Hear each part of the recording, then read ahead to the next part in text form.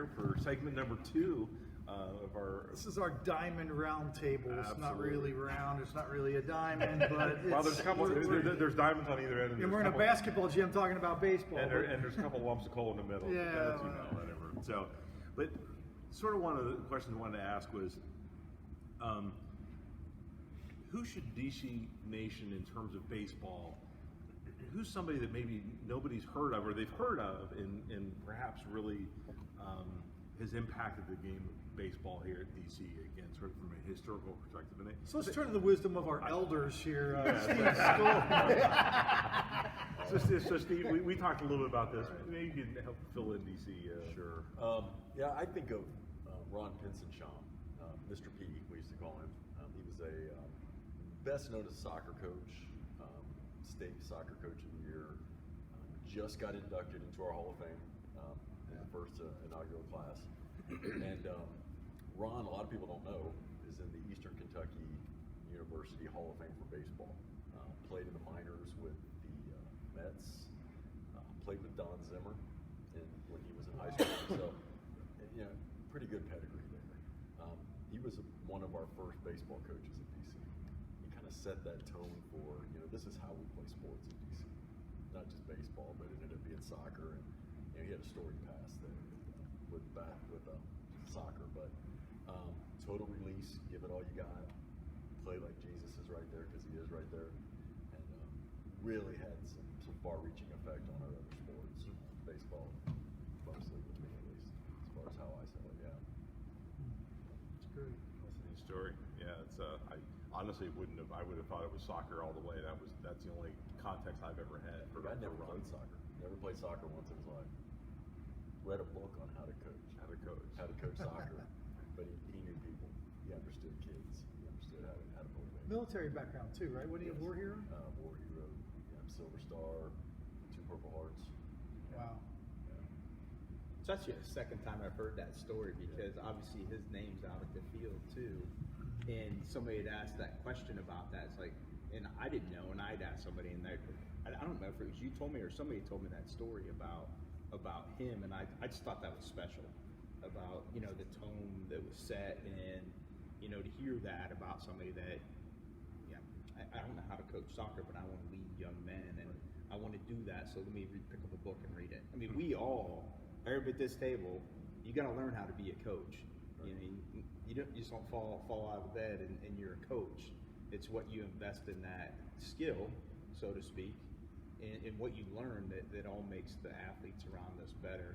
And I mean, how special is that? Like, don't play the game at all, and you're really good at another game, and you end up is the best coach in the state. And I mean, that's special. Right. That's a special person. To this day, there's an award named for him, though, for the Coach of the Year in the state of Ohio for soccer, named after him. He died back in '87, but after his death, they named an award after him. So I mean, just the guy's legend just keeps living on. I was gonna say that's what gets lost in some of these discussions. So here's a question, and Matt, I'll sort of toss it to you here to start. But has there been a kid that's impressed you, sort of post DC? You would say, sort of. Yeah, I had the privilege of coaching this young man for 3 years, and he wasn't the biggest.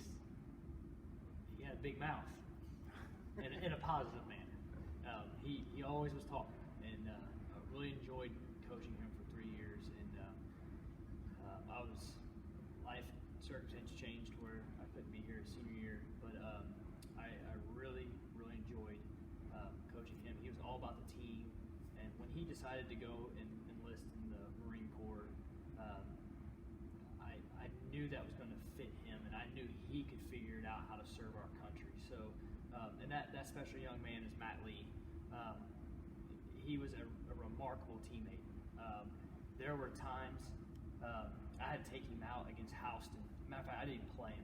We're at Houston, and everybody knows that's a hike up there. And I just said, I want you to be the best teammate you can be today. Just be the best teammate you can be. He goes and gets a fungo bat. He goes and gets 2 Gatorade cups, and he tapes them on there and builds a sniper. And sure enough, ball hit out in the outfield. Here comes Griswold around third base. The grass was a little tall. And Lee had his gun made up, and Griswold falls flat on his face, and he says, boom! And the dugout lost it. Griswold stumbling over his feet. He ends up scoring. It was just a picture-perfect moment. And, you know, to take a guy like him, he played a lot for us almost every day, but he just needed a day off. Mentally, he wasn't there hitting wise, and but just for him to invest in his teammates, and thankful that a guy like him is going on to serve our country and what he's done for our country. I commend him, and I'm thankful for him, and I'm glad that I had the opportunity to coach him. And I know that Coach Schubert was a big mentor in his life, and still this day, that's one Marine to the next. And you know, I'm very thankful, and I believe he's done great things since you know, he has left Dayton Christian. And that's a neat thing too. I mean, again, not to when you tie all this stuff together, is one of the first people we met when we got here. We went to church, and all of a sudden turned around, and it was the Lees standing behind us. And so it's sort of neat to see how the Lord sort of weaves people in and out. Well, his dad flew Marine One for the president for quite a long time. I mean, it's a classy family.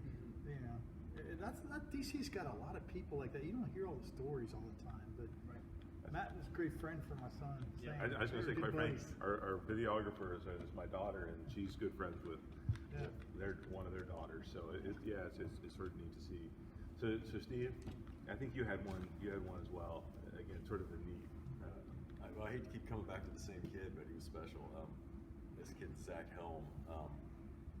He stands out in my mind just after high school that you know, he kept me as part of his life. You know, I was a special person in his life as his coach, and his parents kept me involved.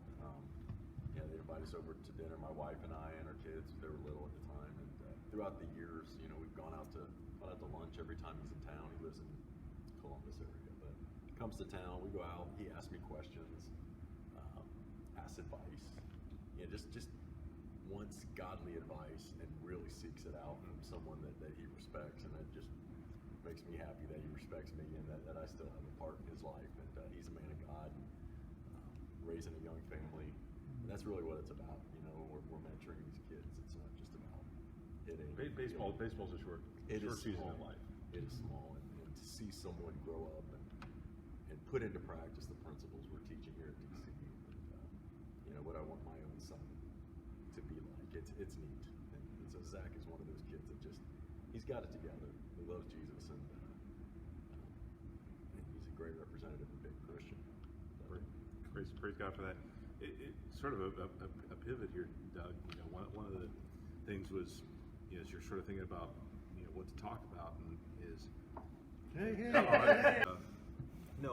one of the things that I was thinking about is, you know, talking about that transformational kids that come back and they keep asking you, and you know, your coaching staff. You had talked about off camera. We were talking about the staff you have at Middletown Madison. You know, kids that get sort of transformed from, you know, they come in as a freshman and then they leave as a senior, and you go, you know, sometimes they're almost unrecognizable. Not that that's a bad thing, that they were, you know, that they were a bad freshman, but you just see that transformation from a kid that's 14, 15 years old to when he's 17 or 18. You got a story about? Oh, absolutely. The first time I ever saw a kid named Tanner Green, left-handed pitcher, and he looked like he had an inner tube inside of his uniform. Like, that was his shape. Like, he was skinny from thigh down and skinny from stomach up, and he looked like he was wearing an inner tube at all times. And Tanner was a phenomenal kid. His teammates loved him. He wasn't athletic. But he was one of those kids who did anything you asked. And he had this natural cut to his ball that you can't teach. You don't know how it comes from certain kids, right? They have this movement. So I told Tanner, who wasn't an athlete, that, Tanner, well, you need to start pitching. And he made fun of me, right? Or made fun of me. And he always laughed. He goes, Coach, I might roll down the mound, is the first thing he said to me. Talking about the conditioning and his shape. And he always had a great sense of humor about it. But by the time Tanner got to his senior year, he was first team All-Metro Buckeye. sophomore year on JV, he had an ERA of .50. Just because he wanted to work. And even then, he took it further and he started pitching for our Canes team in the summer. And even in the summer, playing high level, traveling across the country, had an ERA of 1.12 for a summer. The kid just knew how to pitch. And I've never seen an athlete change their body the way he did, and get success out of it. It's fun for me because you know how previous stories as a coach come back, and we have a player this year on our team who's a junior who's done the same thing. A kid named Spencer Jackson who's lost 40 pounds, and he's starting to get that same. And it reminds me of Tanner, right? They doubt themselves, they don't think they can, and you just keep loving on them, and then eventually they do. And so Tanner was the one that his body changed like no one I've ever seen, and it affected results and helped them win a Metro Buckeye Championship, I believe, and it was 2011 or 2012. Well, great. We'll take another just quick break. You want it? Any more rags to riches stories, from guys you remember who just improved so much? I mean, I was thinking of Sam Jackson, Spencer's brother. Yeah. He had a tremendous story in football. I mean, his senior year was incredible compared to what happened before. Well, you can even go all the way back, and I can't remember if I said this first time or not, but he started his freshman year, and some of it's just that team wasn't very good his freshman year. The year after Matt left, the team didn't have a lot. We'll just say they didn't have a lot of talent when you think about baseball talent. He started his freshman year, played well at first base, but I think his freshman year he didn't even bat above 50. And then you transform that to I'll even go to his junior year. So he plays first base his freshman and sophomore year.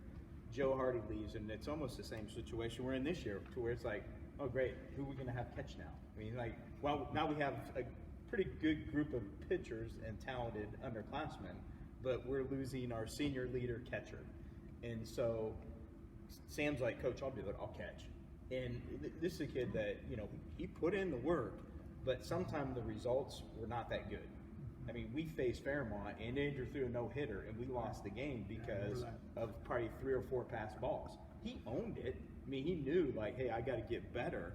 And so you translate that. Even that year, I mean, him and I had a joke going back and forth that he couldn't throw anybody out.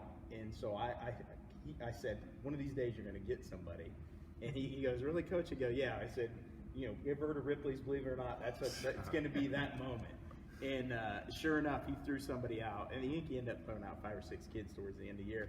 But he threw somebody out, and he just gave me that look from the plate. And I gave him that look right back, like, see, I told you to get one. But we both doubted each other, like, yeah, come on, Sam. And but you look at the work that he put in that off season and going into his senior season. He was easily one of the best. I mean, he was like one of the top catchers in the league. In the area, obviously, he was honorable mention in the area for a catcher. And offensively, to bat .450 and lead the team in extra base hits. Not extra base hits, but RBIs. It was just a special season. It was a great year. And I mean, it's you look at that, and you look at a kid that is athletic. Sam was athletic. Sometimes the game came slow to him when you think about, I got to learn a new position. It may have taken where somebody else that's athletic may pick it up right away. It may take Sam a few more games. But I mean, he had a special season. And too many kids, I think, when they're freshman and sophomore, want to quit the game because the game's hard. I mean, it's a game that you're going to fail more than you're going to succeed. Oh, absolutely. And so I think that those kids that do stick with it and get that reward at the end, that's special. And those kids are always special. They put in the work. I mean, because anybody can go out there and not put in the work, and you're not going to get any better. And we look at those kids and go, and we should put in the work. Yeah. Or when you challenge kids going into the off season, here are the things you need to do going into the off season to be better next year, and you see them doing it, then that's a difference maker. Absolutely. With my relationship with Sam, obviously, was special. I came from Coach Bauer, who I greatly respect as a baseball coach. I knew him with the Thunderbirds from the summer. Always respecting him as a baseball coach. He's like, here's what we have, here's what we need to do, here's what we need from this kid, especially Sam. So we built a great relationship with Sam, and I'll never forget, I would go in there and we would be in the warehouse. And every Sunday morning, I would go in there and kind of laugh at him. And all winter long, he was with a catching instructor named Dustin Sawyers. And at 6 a.m. on Sunday morning, Sam was in this for an hour with this guy. all winter long. He had to go at 6 because he didn't want to miss church because it was that important to him. But he worked with Dustin for an hour, and he just made huge strides. And then obviously offensively made a couple tweaks, and he was a kid who didn't want to fail and ended up having 37 hits as a senior. Third Right. all time on the RBI career list too. Yeah, I mean, so he also, I believe, ended up with 83 career hits, which is third all time. But so I mean, obviously, He had an impact. I mean, like you say about having, you had some upperclassmen that were good pitchers, and one of the probably the best compliments of a good catcher is one is they're throwing guys out, but they sort of disappear because they're burying curveballs in the dirt. They're making plays that you go, oh, good job, way to bury that one. Because nothing happened. Nobody went anyplace. Yeah. But as a baseball coach, and I think that's sometimes where people who aren't baseball guys don't realize that whole chess match that's going on behind, what pitcher you're going to throw. You want that breaking ball at the knees or an into the dirt on a 2-strike pitch, but you got to trust the catcher is going to bury it and not let the be a drop third strike and he gets first base. And I think that's where those guys eminently trusted Sam back there. That, Yeah. They could throw whatever pitch whenever, and he was going to throw his body like it was a live grenade. And, I wouldn't say the same thing about his junior year, but that speaks helms of the work that he put in. Yep. And but also his junior year, I mean, I would be remiss that I didn't say this. He was it. He was our option behind the plate. Yep. I mean, he caught 158 of 160 innings that season. And to go through, put in all that work and to do that, that's a special person. Now he got behind the plate. He got out from behind the plate a little bit last year. We get ahead and we throw some underclassmen and stuff like that in. But his junior year, I mean, he was our catcher. Well, I remember there was a game in the manual, and all of a sudden, the catcher's warming the pitcher up, and all of a sudden, the last one's coming down, and all of a sudden he throws just the lollipop down there or something like that, and you go, I remember this may not be verbatim, but you said, Sam, what are you doing? And I'm like, well, I'm baiting him. And he's like, no. And I just remember that exchange. It was just as clear as Hey, he's still a Jackson. He's a gamer. So, Absolutely a gamer. And, it was like, well, make him think I can't throw it down there. And then when the game goes on, this is his junior year, so his success rate wasn't as good as he was. We now have an inside joke with it, right? Because he keeps telling me, just want to let you know, I committed to Miami Hamilton. I'm your first DC commit. So when Andrew committed to Cedarville, he always told me, he's like, my first text was to congratulate Andrew, and my second text to you was, I was still first. And he did the same thing with Justin and Dylan as well. Nice. oh, wow. So we're going to take a quick break here, and we'll come back at it. This has been, again, this is great. So I'm Grizzy. I'm Ed. Hey, we'll see you in a little bit.